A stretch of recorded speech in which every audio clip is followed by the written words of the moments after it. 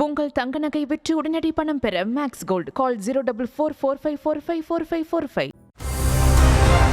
காதல் திருமணமாக இருந்தாலும் சரி, பெற்றோர் ஏற்பாடு செய்த திருமணமாக இருந்தாலும் சரி, வரதட்சணை கொடுமை தலைவிரித்தாடுவதற்கு சான்றாக பல்வேறு சம்பவங்கள் தொடர்ந்து வெளிச்சத்திற்கு வரும் நிலையில் இந்த வரிசையில் குமுதாவும் இணைந்ததே துயரத்திலும் துயரம்.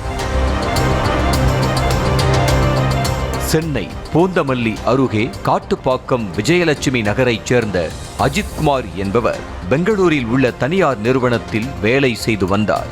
அப்போது தன்னுடன் வேலை பார்த்த பெண் குமுதா என்பவரை காதலித்து 2 ஆண்டுகளுக்கு முன்பு கரம் பிடித்தார். இந்த நிலையில் பெங்களூருவை தலைமையிடமாக கொண்டு சென்னையில் செயல்படும் கம்பெனியில் வேலை பார்த்து வரும் அஜித்குமார் தனது மனைவியுடன் காட்டுப்பாக்கத்தில் வசித்து வந்தார். இவர்களுக்கு ஒரு குழந்தையும் பிறக்க காதலித்த சமயத்தில் இருந்ததைப் போல் இல்லாமல் அஜித்தின் நடத்தை வித்தியாசமாக இருந்திருக்கிறது.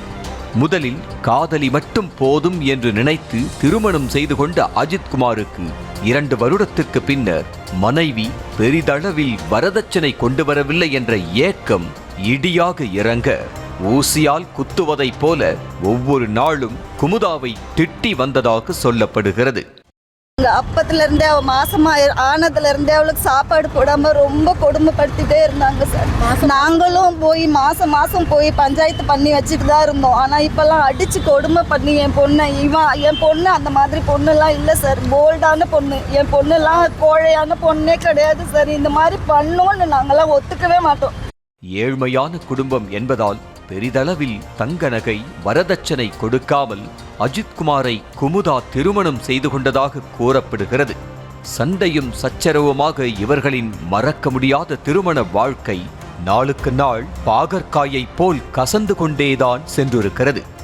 நகை எதுவும் போட்டு வரவில்லை என குத்தி காட்டிய கணவன் ஒரு கட்டத்திற்கு மேல் அடி உதை என கொடுமைப்படுத்தியதாக தெரிகிறது. ரொம்ப பொய் சொல்றாங்க சார். நான் அடிக்கடி ஆனா ஃபோன் பண்ணி இந்த மாதிரி எங்க நாத்தனார் பெரிய நாத்தனார் சண்டை போடுறாங்கம்மான்னு சொல்லும் போதெல்லாம் போய் நான் பேசி தான் சார் கூட்டிட்டு போருவேன். 10 நாள் இருப்பா வீட்டில், திருப்பி போவா. திருப்பியும் அவங்க தான் சார் சமாதானம் பண்ணி வச்சு சேர்த்துக்குவாங்க. என் பொண்ணு அந்த மாதிரி பண்ணாது சார். இதுல ஏதோ எனக்கு மர்மம் இருக்கு சார். இதை நான் கண்டுபிடிக்கணும் சார். இவங்க 4 பேரையும் விடக்கூடாது சார். திருமணமான 2.5 வருடத்தில் குமுதா 2 முறை தற்கொலை முயற்சி மேற்கொண்டதாக கூறிய அவரது அண்ணி, குமுதா 3 மாத கர்ப்பிணியாக இருந்தபோது சாப்பாடு கூட போடாமல் வீட்டில் அடைத்து வைத்து துன்பத்திற்கு ஆளாக்கியதாக கூறினார். குமுதாவை கணவர் அஜித்குமார் வரதட்சணை மட்டும் கேட்டு துன்புறுத்தவில்லை, சாதியை கூறியும் வேதனைப்படுத்தவே காதலும் அன்பும் நிறைந்திருந்த குமுதாவின் மனதில் வெறுப்பும் மன உளைச்சலும் ஆக்கிரமித்தன.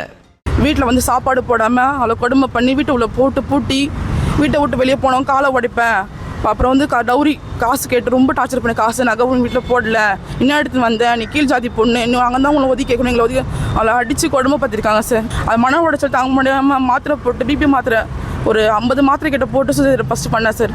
அப்போ கூட்டு போய் காப்பாற்றணும், கேம்ஸ் ஹாஸ்பிட்டலில் அட்மிட் பண்ணி காப்பாற்றணும். அஜித்குமாருக்கு ரூம் போட்டு நண்பருடன் குடிப்பதே ஒரு குறிக்கோள் என கூறிய குமுதாவின் அண்ணி, மாதம் 30,000 வரை சம்பாதிக்கும் அஜித்குமார் குழந்தைக்கோ மனைவிக்கோ எதுவுமே செய்யாமல் ஊதாரி போல் சுற்றி வந்ததாக தெரிவித்தார். குழந்தை பிறந்தப்ப அந்த பையன் குழந்தைக்காக இது வரைக்கும் எதுவுமே செஞ்சு கிடையாது சார். எல்லாத்துக்கும் அந்த பொண்ணு சுரண்டி சாப்பிட்டானே கண்டி அந்த பொண்ணுக்கு தேவையான எதுவுமே அவன் செஞ்சதே கிடையாது சார். இந்த குழந்தைக்கு ஒரு பேம்பஸ் வாங்கினாலும் பால் பாக்கெட் வாங்கினாலும் அவன் யார்கிட்ட பிச்சை எடுக்கணும்.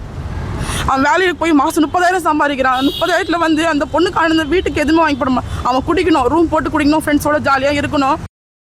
அடிக்கடி அம்மா வீட்டுக்கு செல்வதாக கூறிவிட்டு குழந்தை மனைவியை தனியாக தவிக்க விட்டுவிட்டு அஜித்குமார் பெங்களூருவுக்கு சென்று விடுவதாகவும் குமுறிய குமுதாவின் அண்ணி, தாலியை வாங்கி விற்று குடித்த அஜித்குமார் பெல்ட்டால் அடித்தே குமுதாவை ரணப்படுத்தியதாகவும் கூறினார். பையன் எது பண்ணாலுமே அவங்க அம்மா வந்து பையன் ஃபுல் சப்போர்ட், அந்த பொண்ணு சப்போர்ட் பண்ணவே மாட்டாங்க. அந்த பொண்ணு எப்போ பார்த்தாலுமே என்ன சொல்லுவாங்கன்னா, ஒன்றுல அதை வந்தவன், ஒன்றுல ஒன்னா வைத்துன்னு வந்துட்டா, ஒன்றுல வந்தவங்களுக்கு இவ்வளோ வாயா. குமுதா குள்ளம் என்பதால் சீலிங்கும் மிக உயரமாக இருக்கும் பட்சத்தில் தற்கொலை செய்து கொள்ள வாய்ப்பே இல்லை என்ற பவித்ரா வீட்டின் கதவும் திறந்தே இருந்ததால் சந்தேகத்தை தூண்டுவதாக தெரிவித்தார். அஜித்குமாரின் வீட்டில் 20 சவரன் தங்க நகை கேட்டு டிமாண்ட் செய்யவே மிகவும் ஏழ்மையான குடும்பம் என்பதால் 2 சவரன் தங்க நகை போட்டு கட்டி கொடுத்ததாக தெரிவித்தார். அவ சீலிங் வந்து ஹைட்டு, ரொம்ப ஹைட்டு சார் சீலிங் வந்து. இவ ஏறி ஊக்கில் வந்து ஃபேனில் மாட்டா கூட சரி ஃபேன் அவ எட்ட சொல்லலாம். அந்த ஊக்கில் போட்டிருக்கா. அவள் குள்ளமாக இருப்பா வந்து. ஏதோ பண்ணிட்டு தான் சார் போயிருக்கா. இவன் பண்ணாமலாம் போகல. எங்கள் பொண்ணு அப்படி பண்ணுற பொண்ணு கிடையாது. எத்தனை வாட்டி சொல்லியிருக்கா. 300 சவரன் போட்டு கட்டி கொடுத்த ரிதன்யா வழக்காக இருந்தாலும் சரி, 2 சவரன் போட்டு கட்டி கொடுத்த குமுதாவின் வழக்காக இருந்தாலும் சரி, வரதட்சணை கொடுமை உச்சத்திலேயே இருந்திருக்கிறது. ஆசையாசையாய் திருமணம் செய்து கொள்ளும் பெண்கள் வரதட்சணை எனும் சூழலில் சிக்கிக் கொள்ளாமல் எச்சரிக்கையுடன் இருக்க வேண்டும்.